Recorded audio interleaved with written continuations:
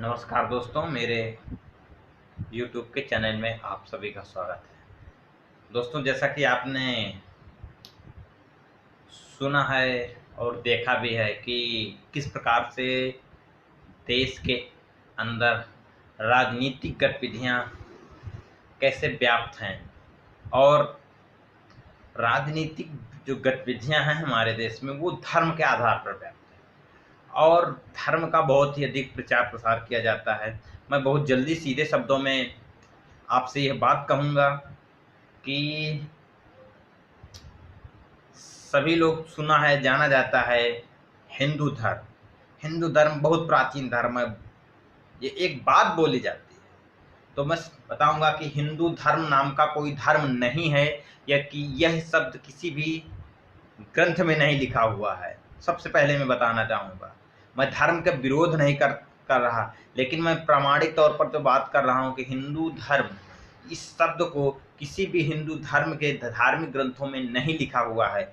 इसलिए हम इस बात को कैसे स्वीकार करें कि हिंदू नाम का भी कोई धर्म है, क्योंकि आर्य समाज के संस्थापक स्वामी दयानंद सरस्वती ने खुद ये कहा था कि हिंदू नाम का कोई धर्म नहीं है, हिंदू मुगलों को द्वारा दी हुई गाली है।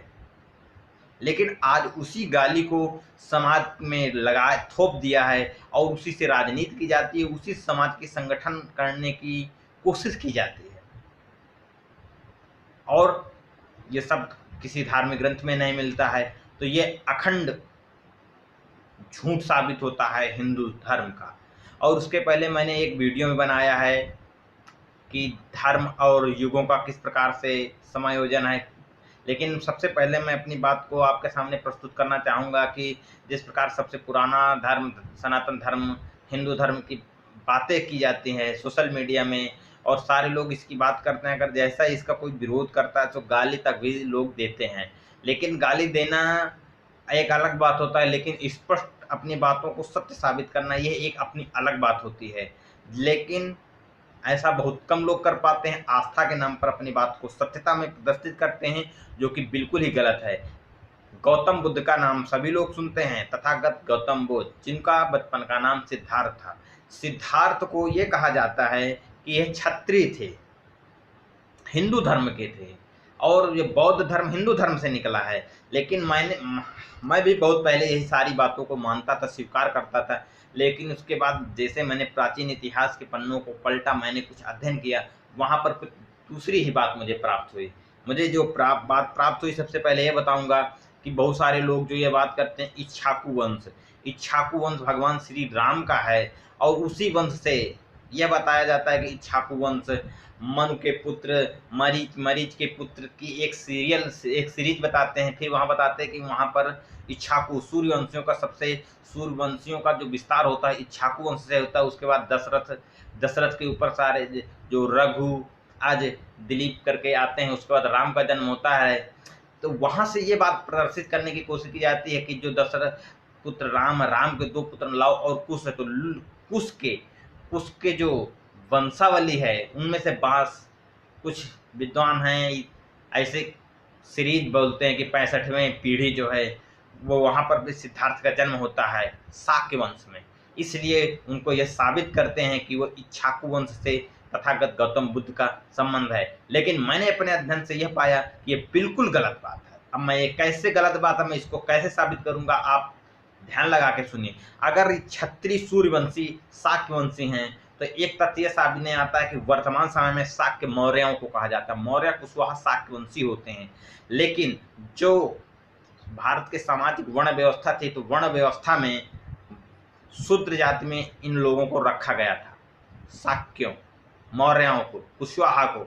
तो अगर वो श्री राम के वंशज थे, तो वर्ण व्यवस्था में इनको किस प्रकार से शूद्र जाति में रखा गया।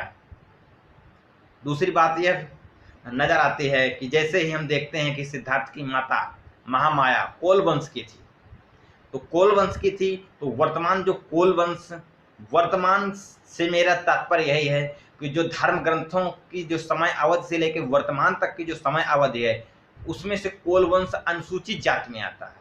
शाक्य वंश वर्तमान समय में पिछड़ी जाति में, प्राचीन समय में शुद्ध जाति में आते थे, और जो कोल वंश है वर्तमान समय में अनुसूचित जाति। अनुसूचित जनजाति, प्राचीन काल में अतिशूद्र, अतिशूद्र, शूद्र से भी नीचे था, अतिशूद्र। तो मेरे दिमाग में यह बात आई कि यदि महात्मा सिद्धार्थ के माता और पिता का जो संबंध है उनके शूद्र अतिशूद्र जातियों से है, तो आपके धर्म ग्रंथों में उनको इज्जत क्यों नहीं दी गई? और तब से प्राचीन से लेकर के अब तक में रोटी बेटी का रिश्ता इन जातियों के साथ भगवान राम के सूर्यवंशी क्षत्रियों का रिश्ता क्यों नहीं हुआ? इसका मतलब आप धर्म ग्रंथों में से जो बात बोलते हैं वह नित्यंत झूठ और गलत साबित होती है। और मैंने जो बौद्धिस्ट लोगों ने उन्होंने यह बात बताई कि जो इक्ष्वाकु वंश है वो इक्ष्वाकु वंश नहीं, वक्काक है। वक्काक जो है राजा सम्मत की निचली जो पीढ़ी हुई उनमें से वक्काक से कुछ जो अलग अलग वंशों का निर्माण हुआ, उन्हीं में से कोल वंश का निर्माण हुआ और शाक्य वंश का निर्माण हुआ। लेकिन हमारे देश की में जैसे वर्णवादी व्यवस्था स्थापित हुई उसके चलते शाक्य वंश और कोल वंश में से इतनी दूरियां हो गई कि शाक्य वंश के लोग कोल वंश के पास में से नहीं बैठते हैं, यहाँ तक कि छुआछूत में है, कोई रिश्ता नहीं होता है। लेकिन हम बातों को यहीं पर अगर इसको खत्म करके हम राम के वंशज में अगर देखा जाए तो राम के जो वंशज हैं, तो राम के वंशजों में इन दोनों जातियों का कोई रिश्ता नहीं है। राम के वंशज सारे लोग जो क्षत्रिय लोग बोलते हैं, बहुत सारे लोग राम मंदिर के टाइम में जिन्होंने बोला कि हम लोग राम के वंशज हैं, तो क्या उन लोगों का रिश्ता शाक्य वंश में वर्तमान में है, कोल वंश में है? तो ये इस तथ्य से यह साबित होता है कि ये धर्म ग्रंथों में जो बातें बताई जाती हैं बिल्कुल नित्यंत ही झूठ हैं। लेकिन कुछ लोग इस बात को डटे हुए हैं, सही साबित करने में लगे हुए हैं, वो उनकी व्यक्तिगत विचारधारा है। लेकिन जो यह बातें सारी हैं यह विष्णु पुराण में बताया जाता है कि विष्णु पुराण में लिखी हुई हैं। तो जब विष्णु पुराण का यह अध्ययन करने की कोशिश की जाती है कि विष्णु पुराण किस समय काल में लिखी गई, तो उसकी कोई निश्चित अवधि काल नहीं प्राप्त होती है। लेकिन यह इतिहासकारों का कहना है कि यह गुप्त काल के लगभग लिखी गई है, यानी गुप्त काल यानी कलयुग में लिखी गई ग्रंथ कृति यह कितना सत्य है कि त्रेता द्वापर की कहानियों को समायोजित करते हुए यहाँ पर सत्यता साबित करता है। यह बात समझने के लिए इतिहास का, प्राचीन इतिहास का ज्ञान होना बहुत जरूरी है। उसके पहले मैंने एक बार बहस कर चुका हूँ, मैंने वीडियो बनाया है कि सतयुग की उम्र 17 लाख है और त्रेता की 12 लाख, द्वापर की 8 लाख, कलयुग की 4 लाख। लेकिन मानव सभ्यता का विकास 5000 ईसा पूर्व हुआ।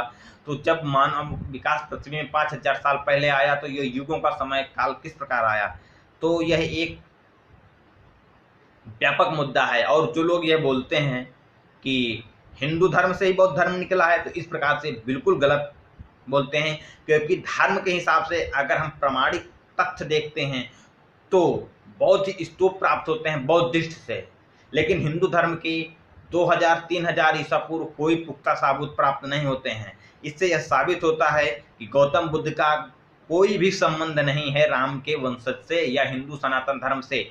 लेकिन कुछ लोग जबरदस्ती प्रचार करते हैं, उनकी व्यक्तिगत विचारधारा है। मेरी विचारधारा मेरे अध्ययन से यह प्राप्त हुई कि यह नहीं है। इसके पहले मैंने जो अध्ययन किया था मुझे भी ऐसा लगता था, मुझे भी लोग कहते थे, मैं भी पढ़ता था। लेकिन दोस्तों, मेरे द्वारा दी हुई जानकारी आपको कैसी लगी कमेंट बॉक्स में ज़रूर लिखें और मर्यादित शब्दों का प्रयोग करते हुए अपने सवाल रखें और मर्यादित जवाब दें।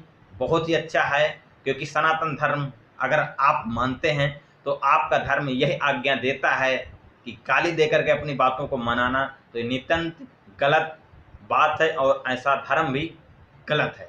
धन्यवाद दोस्तों।